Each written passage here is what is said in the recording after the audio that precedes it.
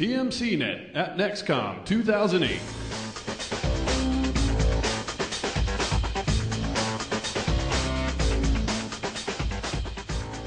Good morning. Welcome again.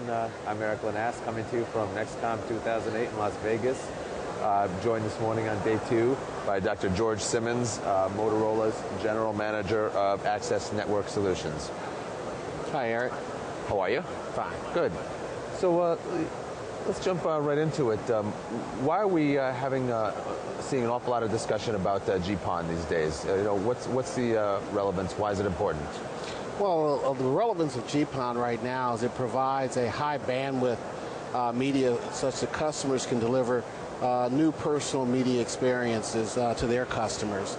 For example, we have a lot more video as well as video on demand, and those type of services are requiring higher bandwidth for the access, which is the last mile from either the central office to the customer or head in to a customer.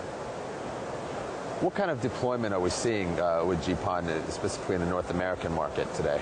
Tremendous amount of deployment. Some of the telcos have been under attack relative to competition with the MSOs or cable companies. They're losing some of their voice customers to the triple play services offered by cable companies. As a result, telcos are now wanting to provide video services.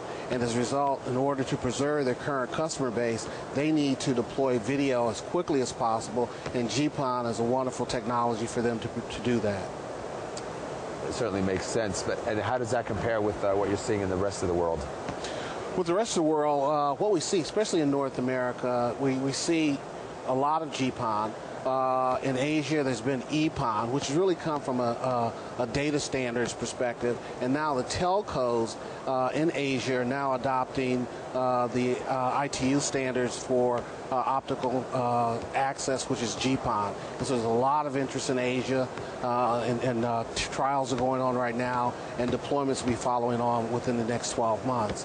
In Europe, what we see there is a mixture of both VDSL as well as GPON. However, the mixture of percentage of how they want to deploy their next generation services is shifting. Initially, they were thinking more of 20, 25% GPON, 80, 75% VDSL, and now we're starting to see a 50-50 mix of moving up more for GPON and less for VDSL. You mentioned cable cos and telcos. What's the competitive environment between cable companies and telcos like these days? Tremendous competitive environment between the two. As I mentioned before, cable cos are stealing telco customers for voice. And as a result of that, the telcos really need to provide a triple play service of the video. And then there's this common ground that both are providing, we call it the internet, the data. And what we see there is that everybody is one-upping the next in terms of tier rates. The cable cos come out with a certain tier for upstream and downstream bandwidth for internet. The telcos offer a higher tier. Cable companies now with their DOCSIS 3.0 are offering yet another higher tier. However, the GPON technology really is the winner in the end because it has terabits of bandwidth capacity. So if you want to play the bandwidth game, you can't win if you don't have an all-optical solution. So is that then the ultimate solution that we're looking at for in an environment like today where just increased bandwidth and that kind of requirement is what we're looking for? Absolutely. I mean, even in the if you hear some of the advertisements that are coming out of the cable companies and multi-service operators, they're now positioning themselves as providing fiber networks. And what they're doing is they're going fiber deeper.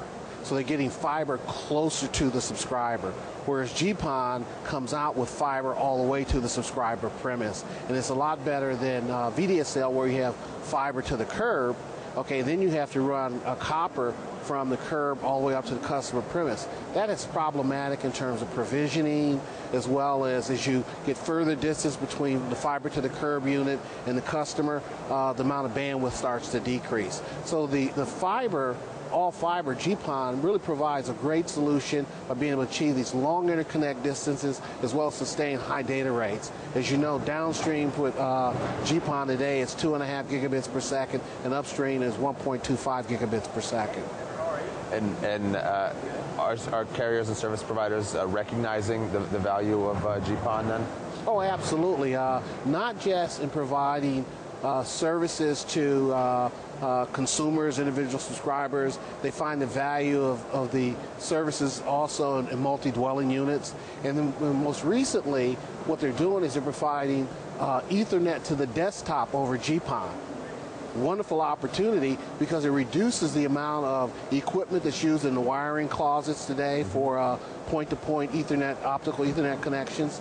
And it's all passive, it's green, low power, low space. And so people are starting to see the value of being able to use GPON in enterprise applications, whether it's college campuses, large enterprises, or manufacturing, hospital campuses, etc. So it really has a wonderful growth of new opportunities besides the traditional telco opportunity for subscriber voice data and video services.